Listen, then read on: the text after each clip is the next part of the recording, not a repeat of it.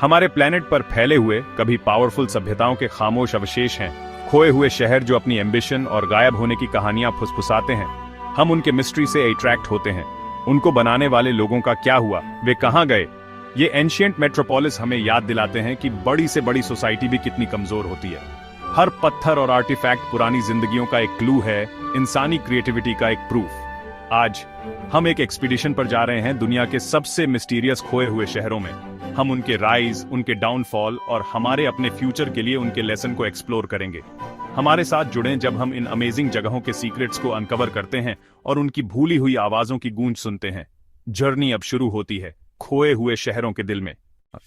क्या चीज पुरानी चट्टानों को एक खोए हुए शहर में बदल देती है? ये उनके आसपास का रहस्य है, वह चुप्पी जो जवाब मांगती है। ये उन सभ्यताओं के बारे में है जो गायब हो गईं, हमें सुलझाने के लिए पहेलियां छोड़ गईं। एल डोराडो जैसी किंवदंतियां और अटलांटिस समय के साथ दबे हुए रहस्यों को खोजने की हमारी इच्छा को बढ़ाती है। आधुनिक तकनीक, सैटेलाइट इमेज, लिडार छिपे हुए शहरी परिदृश्यों को उजागर करती है, लेकिन मुख्य रहस्य बने हुए हैं। तकनीक हमें बताती है कि क्या बनाया गया था, लेकिन हमेशा यह नहीं बताती कि इसे क्यों छोड़ा गया था। ये खंडहर हमें याद दिलाते हैं कि सभी चीजें, चाहे वे कितनी भी महान क्यों न हों, अस्थायी होती हैं। खोए हुए शहरों की खोज हमें सामना करने पर मजबूर करती है अपनी खुद की नश्वरता और विरासत से। खंडहरों में फुसफुसाहट हमारे समय के लिए चेतावनी और सीख है। खोए हुए शहरों की कहानियां उनकी पत्थरों की तरह ही बनी रहती हैं। जब हिस्ट्री कम होती है तो माइथोलॉजी उस खाली जगह को भर देती है, जैसे नॉसोस में मिनोटॉर का लेबिरिंथ या ट्रॉय की एपिक कहानियां। ये कहानियां बताती हैं कि पुराने लोग किस चीज को वैल्यू देते थे और किससे डरते थे, फैक्ट्स और मिथकों को मिक्स करके। कभी कभी खंडहर नई कहानियों को इंस्पायर करते हैं, जायंट्स, गॉड्स या मैजिकल क्रिएचर्स जिनके बारे में कहा जाता है कि उन्होंने इन्हें बनाया था। पुरानी आर्किटेक्चर का स्केल हिस्ट्री और मिथक के बीच की लाइन को धुंधला कर देता है। खोए हुए शहरों को एक्सप्लोर करने का मतलब है एविडेंस को लेजेंड से अलग करना, लेकिन दोनों में सच्चाई होती है। ये कहानियां सिविलाइजेशंस की स्पिरिट को बचाए रखती हैं, उनके खत्म होने के बहुत बाद तक। पत्थर में खुदी हुई कहानियां ये पक्का करती हैं कि खोए हुए शहर हमारी इमेजिनेशन में जिंदा रहें। सेंट्रल अमेरिका के गहरे जंगलों में माया लोगों ने शानदार शहर बनाए थे। टिकल, कैलाकमुल, पालेनके, जो ट्रॉपिकल रेन फॉरेस्ट के ऊपर उठते थे। उन्होंने मैथमेटिक्स पर महारत हासिल की, जीरो का कॉन्सेप्ट डेवलप किया और बहुत ही सटीक कैलेंडर बनाए। उनके एस्ट्रोनॉमर्स ने कॉस्मोस को ट्रैक किया और सेलेस्टियल नॉलेज को रोजमर्रा की जिंदगी और धर्म में बुना। माया लोग मास्टर आर्किटेक्ट और आर्टिस्ट थे। पिरामिड और महल बनाते थे जो जटिल नक्काशी से सजाए जाते थे। उनकी एडवांस्ड राइटिंग सिस्टम, जो पहले एक रहस्य थी, अब उनकी कहानी उनके अपने शब्दों में बताती है। सोफिस्टिकेटेड एग्रीकल्चर और वाटर मैनेजमेंट ने उनके वाइब्रेंट समाज को सपोर्ट किया। 1000 साल से भी ज्यादा समय तक माया लोग ह्यूमन इंजेन्युइटी के लिए एक मिसाल थे। उनकी विरासत खंडहरों में जिंदा है और उन लोगों में भी जो आज भी इस रीजन को अपना घर मानते हैं। 8वें और 9वें सेंचुरी में माया की बड़ी बड़ी सिटीज कमजोर होने लगी। कंस्ट्रक्शन रुक गया, पैलेसेस छोड़ दिए गए और पॉपुलेशन कम हो गई। यह कोलैप्स धीरे धीरे हुआ सूखे, एनवायरमेंटल प्रॉब्लम और सोशल डिस्टर्बेंस का एक परफेक्ट तूफान था।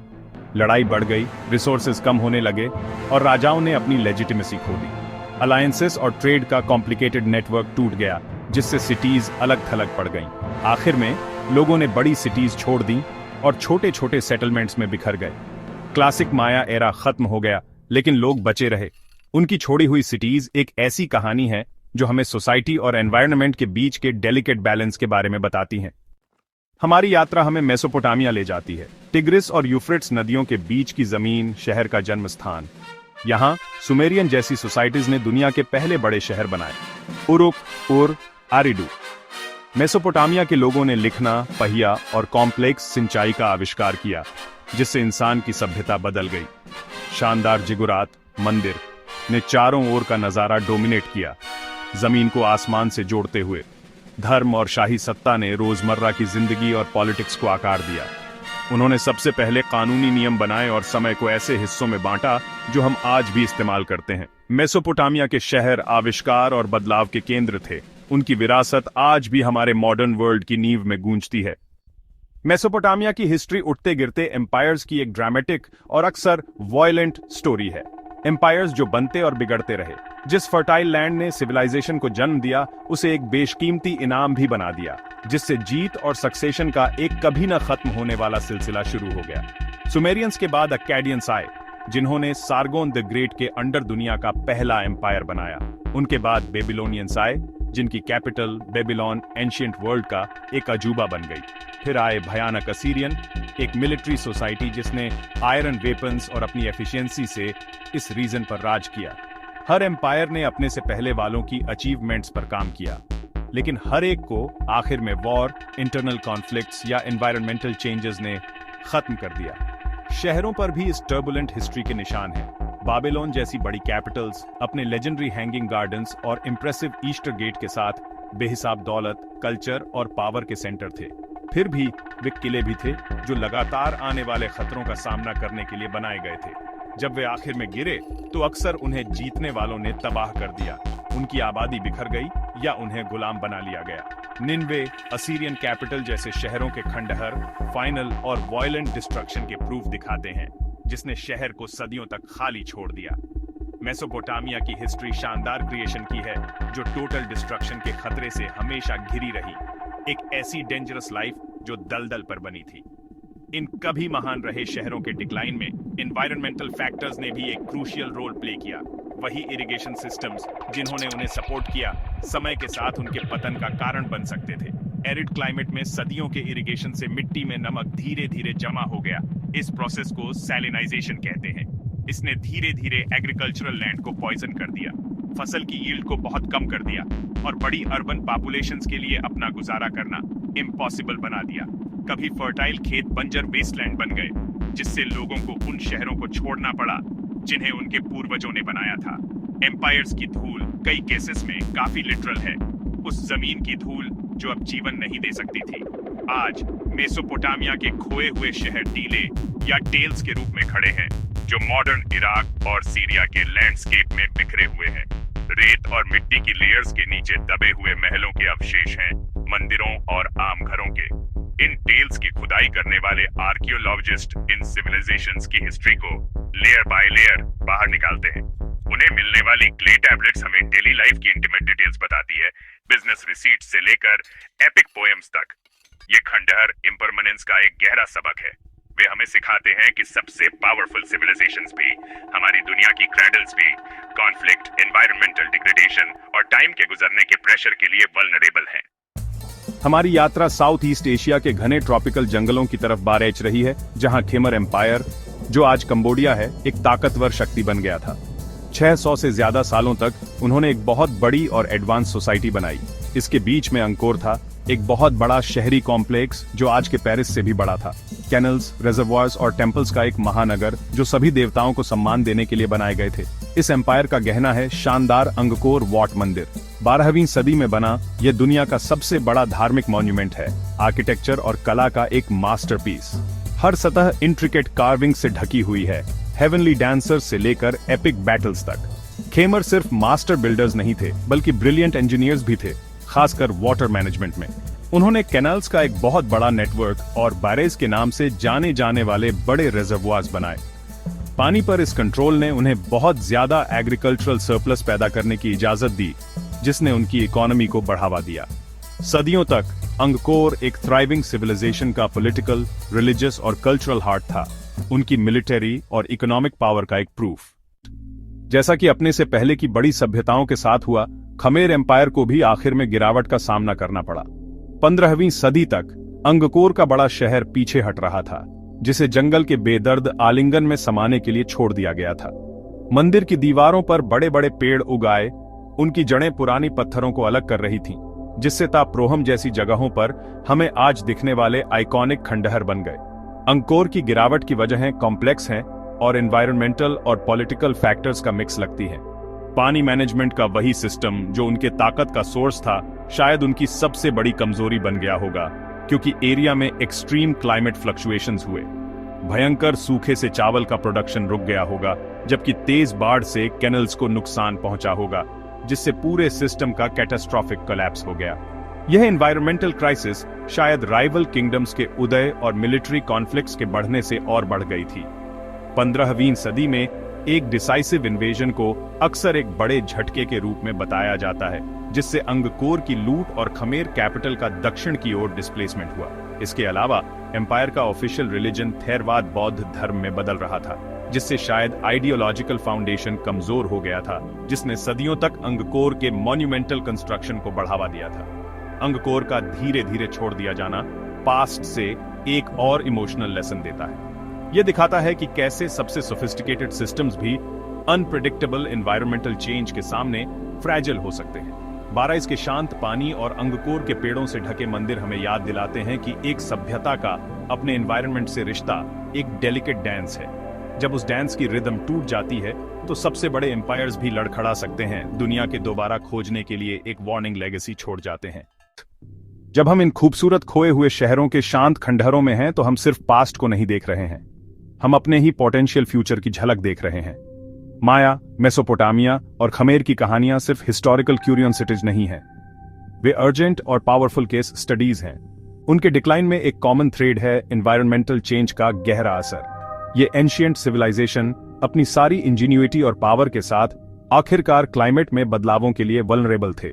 सूखे, बाढ़ और रिसोर्सेज के खत्म होने से उनकी लड़ाइयां हमारे मॉडर्न ग्लोबलाइज्ड वर्ल्ड तक एक लंबी शैडो डालती हैं, एक ऐसा वर्ल्ड जो अपने ही अनप्रेसिडेंटेड क्लाइमेट क्राइसिस का सामना कर रहा है।